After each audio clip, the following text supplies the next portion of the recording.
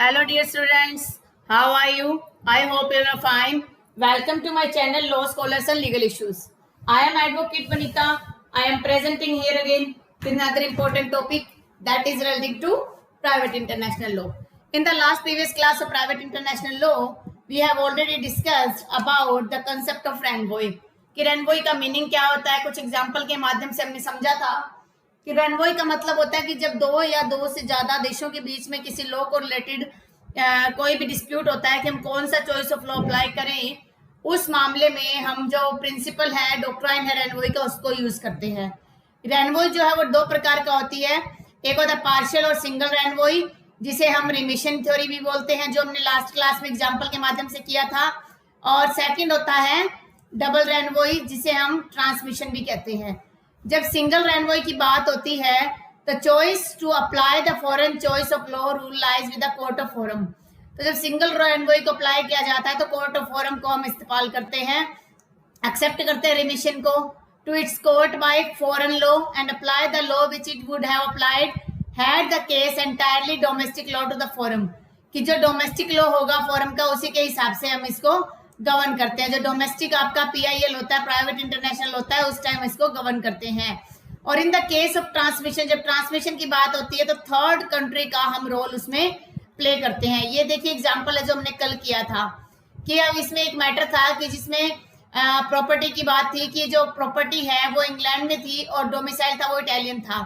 तो यहाँ पर इंग्लिश लॉ ये मानता है कि डॉक्ट्राइन ऑफ रेनवॉय को, और सबसे पहले वो उस मैटर को जो इटालियन प्राइवेट इंटरनेशनल लॉ उसके हिसाब से देखता है और उसी को यहाँ पर फॉलो करता है। अब वो अपने आप को प्राइवेट इंटरनेशनल लॉ के हिसाब से देखेगा इटली के, इसे बोला जाता है remission.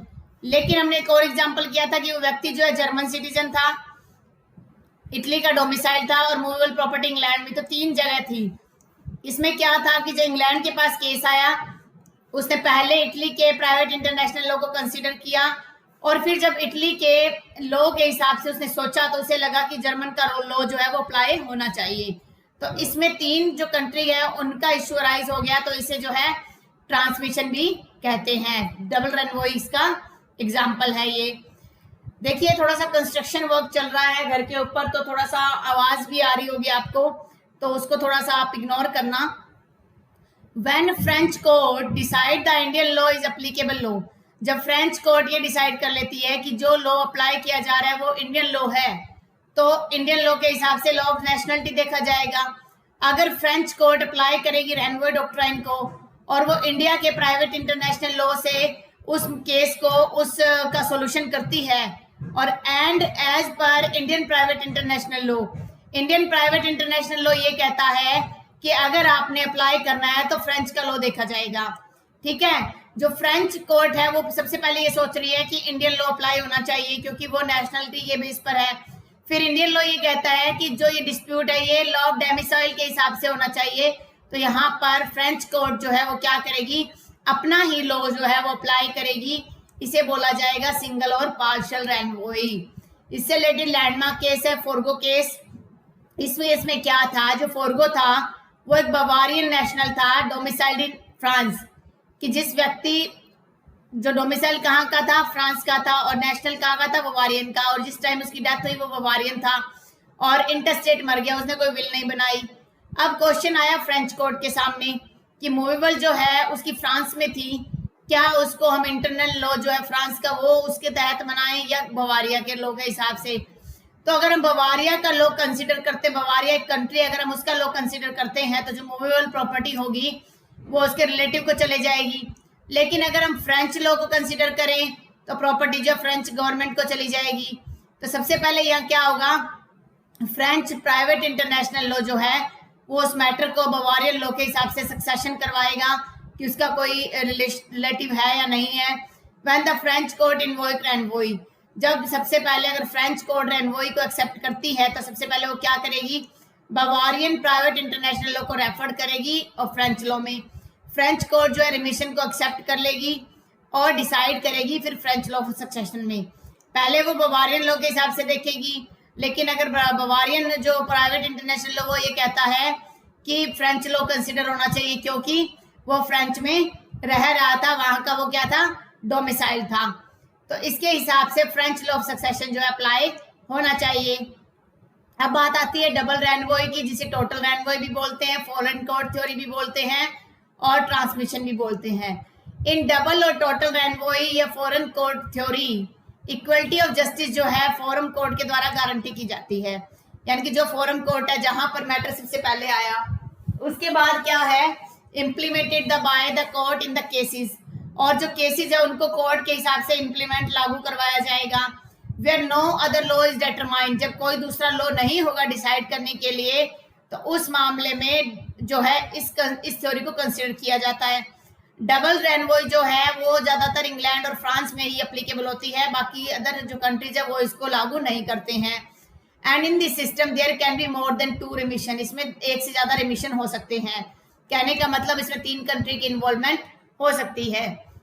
When English court decide the French law is applicable law, सबसे पहले जो एग्जांपल हम कर चुके हैं ट्रांसमिशन का, कि सबसे पहले इंग्लिश कोर्ट ये डिसाइड करेगी कि यहाँ पर फ्रेंच लॉ अप्लाई होता है।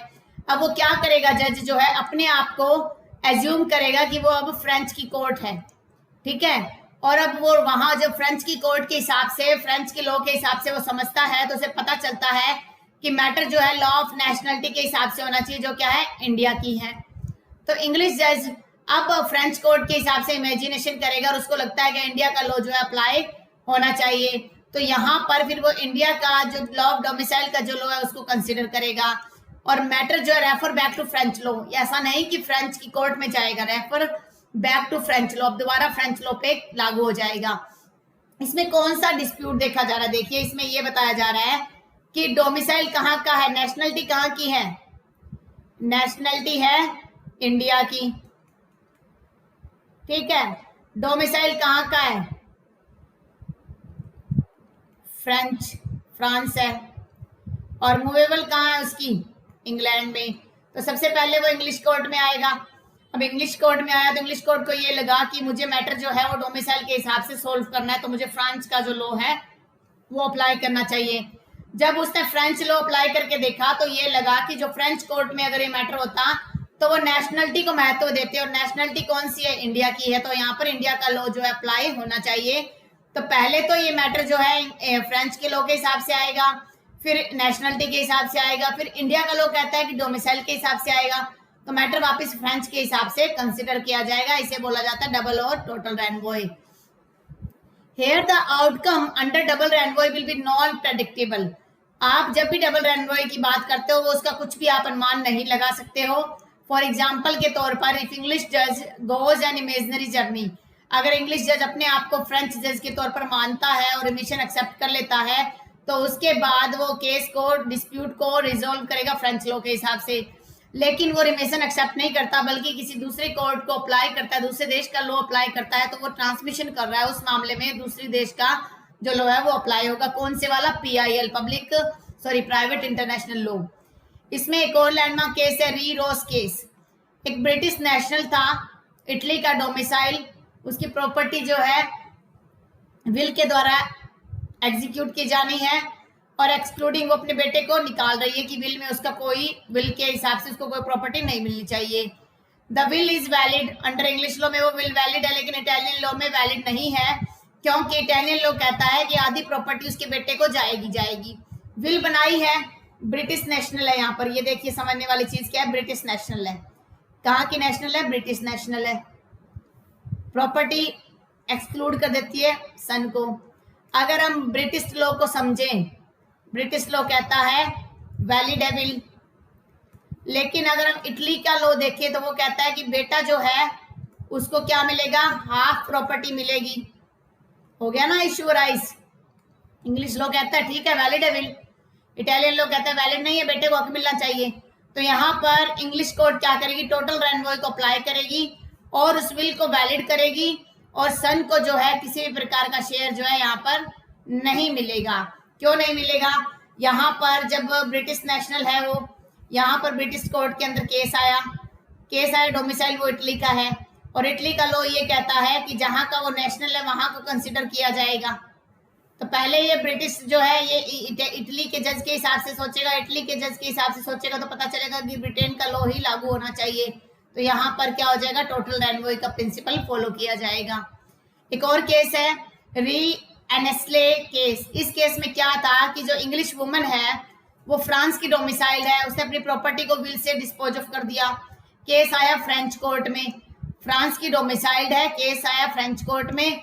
विल जो है इंग्लैंड में तो वैलिड है बट वो फ्रेंच लॉ में वैलिड नहीं है, क्योंकि फ्रेंच लॉ ये कहता है कि उसकी 2/3 प्रॉपर्टी जो उसके बच्चों को जाएगी ही जाएगी, चाहे वो विल बनाए चाहे कुछ भी करे। तो इंग्लिश कोर्ट क्या करेगा, इस मैटर को डिसाइड करेगा और अप्लाई कर देगा फ्रेंच लॉ को, और ये डिक्लेयर करेगा कि विल जो है वो वैलिड नहीं है। तो ये टोटल रेनवॉय का अदर एग्जाम्पल हो गया। अब कौन कौन से ऐसे मैटर है जहां पर आप रेनवॉय को अप्लाई करते हो। सबसे पहला मैटर है वैलिडिटी ऑफ विल। विल के मामलों में आप रेनवॉय का प्रिंसिपल अप्लाई कर सकते हो। क्लेम ओवर मूवेबल और रिमूवल प्रॉपर्टी पर आप जो विल को अप्लाई रेनवॉय को अप्लाई कर सकते हो। फैमिली लॉ के इश्यूज है उन पर आप रेनवॉय को अप्लाई कर सकते हो। नॉन एप्लीकेशन ऑफ रेनवॉय आप किन मैटर में अप्लाई नहीं करते, कॉन्ट्रैक्ट्स में, क्योंकि कॉन्ट्रैक्टर्स की थ्योरी है। टोर्ट्स में क्या होता है कि जहां पर लेक्स लोकी डेलिक्टी की थ्योरी आ जाती है, लेक्स फॉरी की थ्योरी आ जाती है और प्रॉपर लॉ की थ्योरी आ जाती है। इनहेरिटेंस के मामले में पर्सनल लॉ जो है उससे गवर्न होता है। नेगोशिएबल इंस्ट्रूमेंट जो होता है वो कॉन्ट्रैक्ट ही होता है एक तरीके से, तो उसके हिसाब से उस पर लागू नहीं। डिसोल्यूशन ऑफ फॉरेन कंपनीज, उसमें भी कॉन्ट्रैक्ट और इनकॉर्पोरेशन ऑफ कंपनीज होता है, वहां पर इसको अप्लाई नहीं करोगे। हालांकि यूएसए इटली जो है वो इसको रिकॉग्नाइज ही नहीं करते रेनवॉय को। इंग्लैंड एक्सेप्ट करता है, फ्रांस एक्सेप्ट करता है। इंग्लैंड क्या करता है, डबल रेनवॉय को मानता है, जबकि फ्रांस सिर्फ सिंगल रेनवॉय को मानता है। यूएसए इटली बिल्कुल नहीं मानता। तो इंडिया के बारे में समझते हैं, क्या इंडिया क्या मानता है इसके बारे में। यूएसए के हिसाब से यानी कि जैसे यूएसए मानता है उसी प्रकार से इंडिया भी रिकॉग्नाइज नहीं करता इस चीज को। इसको फर्स्ट टाइम डिस्कस किया गया था। इंडियन लैंडमार्क केस है national thermal power corporation versus singer company. इस केस में सबसे पहले सुप्रीम कोर्ट ने ये बात कही थी कि जो केस था ये पहले तो कॉन्ट्रैक्ट से रिलेटेड था। सुप्रीम कोर्ट ने ऑब्जर्व किया कि जो प्रॉपर लॉ होता है वही सब्सटेंटिव प्रिंसिपल होता है और उसी लीगल सिस्टम को हमें प्रॉपरली फॉलो करना पड़ेगा। अब बात आती है कि अगर इंडिया के अंदर आप किसी ऐसे डिस्प्यूट आते हैं उसमें आप कौन सा लॉ अप्लाई करते हो। देखिए, जब आप इंडिया में इमूवेबल प्रॉपर्टी की बात करते हो तो लैक्सिटस का प्रिंसिपल फॉलो किया जाता है, ठीक है, जहां पर प्रॉपर्टी सिचुएट है। मूवेबल की बात करते हो तो डोमिसाइल की बात होती है, जहां पर व्यक्ति रह रहा है वहां का रूल फॉलो किया जाएगा। स्टेटस ऑफ मैरिज की अगर आप बात करते हो तो उसमें लैक्स सेलिब्रेशनिस्ट को फॉलो किया जाता है कि जहां पर मैरिज जो है उसकी सेरेमनीज हुई थी, या लैक्स डोमिसाइली या जहां के वो रहने वाले हैं। अगर वैलिडिटी ऑफ विल की बात करते हो तो उसके अंदर आप विल के रिगार्डिंग जो है एडवोकेट किया जाता है डॉक्ट्राइन ऑफ रेनवॉय को, लेकिन फॉर्मेलिटीज के बेस पर होता है। तो एक व्यू ये भी है कि अगर आप फॉर्मल वैलिडिटी ऑफ किसी इंस्ट्रूमेंट का मतलब होता है डॉक्यूमेंट की बात करते हो तो उन मामलों में प्राइवेट इंटरनेशनल लॉ के हिसाब से फॉलो किया जाएगा। हालांकि वो वैलिड नहीं होता, लेकिन इंटरनल लॉ जो है उसको कंसिडर किया जाता है। जो इंटरनल लॉ है, जैसे इंडिया है तो इंडिया का इंटरनल लॉ अप्लीकेबल होगा। अगर हम क्रिटिकली देखें कि रेनवॉय को हमें क्रिटिकली एनालाइज करना हो, इस पर हमें एग्जाम में आपके क्वेश्चन आएगा। जब भी आप रेनवॉय का क्वेश्चन लिखते हो उसमें आप क्रिटिकल भी एनालाइज करोगे, उसकी आप आलोचना करके लिखोगे। Critical analysis of renvoi can be classified into following. Critical analysis का मतलब होता है उसके ड्रॉबैक्स भी, उसके फायदे नुकसान सब कुछ आप कवर कर सकते हो। It does not make a difference in all cases. क्या होता है कि जब आप रेनवॉय की बात करते हो तो ये अलग अलग केसेस को अलग अलग हिसाब से ट्रीट नहीं करता। कॉन्ट्रैक्ट का मैटर पर रेनवॉय अप्लाई नहीं होता। मान लो प्रॉपर्टी का मैटर आ गया है तो उसमें सिमिलर सा पर्सन नहीं है, सिमिलर सा मीनिंग नहीं है कि आप जो है कौन सा रूल अप्लाई करोगे। ये जो नॉर्मल जो रेनवॉय का प्रिंसिपल उसी को फॉलो किया जाता है, उसके हिसाब से इसको जो है हम अप्लाई नहीं कर सकते। तो इसलिए जो है इसको हम क्रिटिकली मानते हैं कि सही नहीं है। Second, can not exist outside the territory. जो आपकी टेरिटरी है, जिस टेरिटरी को पर रेनवॉय का प्रिंसिपल आता है तो सिर्फ उसी टेरिटरी में इसको अप्लाई किया जाता है, इससे ज्यादा इसको अप्लाई नहीं किया जाता। Element of inefficiency and ordnance in the courts procedure. Court का जो प्रोसीजर है वो फिक्स नहीं है कि आप ये वाला रूल आएगा तो ये प्रिंसिपल अप्लाई करोगे, ये वाला रूल आएगा तो ये प्रिंसिपल अप्लाई करोगे। इनएफिशिएंसी है, कोई भी फिक्स चीज वहां पर नहीं है। एंड सब the doctrine of public policy. इसमें पब्लिक पॉलिसी का कोई भी मीनिंग एक्सप्लेन नहीं किया गया है, इसमें अपने ही रूल्स को फॉलो किया जाता है। किसी भी प्रकार का क्या पब्लिक डीलिंग है, लोगों की भलाई किस बात में है, उस चीज को ये बिल्कुल कंसिडर नहीं करता। प्रिंसिपल इक्विटी को ये बिल्कुल नहीं मानता है। Court can reject it while applying lex fori. अगर कोर्ट मान लो लेक्स फॉरी का प्रिंसिपल अप्लाई करती है तो वहां पर ये रेनवॉय का प्रिंसिपल को जो है वो क्या कर देती है, रिजेक्ट कर देती है। तो इस प्रकार से जो लॉ मेकिंग है वो कमांडेबल है। लेक्स फोरी के प्रति लेक्स फोरी का ज्यादा महत्व दिया जाता है जब भी आप लोग को कहीं पर अप्लाई करते हो इंटरनेशनल लेवल पर। अगर ब्रीफली हम देखें, ऊपर वाले एग्जाम्पल को समझें, तो इसमें कुछ भी सर्टेनिटी नहीं है। डिवॉइड मतलब कमी है सर्टेनिटी की, कुछ प्रेडिक्टेबिलिटी नहीं, कुछ अनुमान नहीं लगा सकते कि इस प्रिंसिपल को अप्लाई करने से क्या डिसीजन आने वाला है। तो ये है हमारा आज का कंसेप्ट रेनवोई। ये जो हमारा पूरा का पूरा 20 मार्क्स का जो क्वेश्चन है चॉइस ऑफ लॉ का, वो मैं कवर अप करवा चुकी हूँ। इसके अलावा आपको लगता है कि कोई और टॉपिक है जो आपके लिए थोड़ी सी प्रॉब्लम क्रिएट कर रहा है, तो आप मुझे कमेंट कीजिए और मैं उसके हिसाब से उस पर भी वीडियो बनाकर अपलोड कर दूंगी। आप अपनी हेल्थ का ध्यान रखिए। Stay home, stay safe, stay healthy. Thank you for watching. Have a nice day.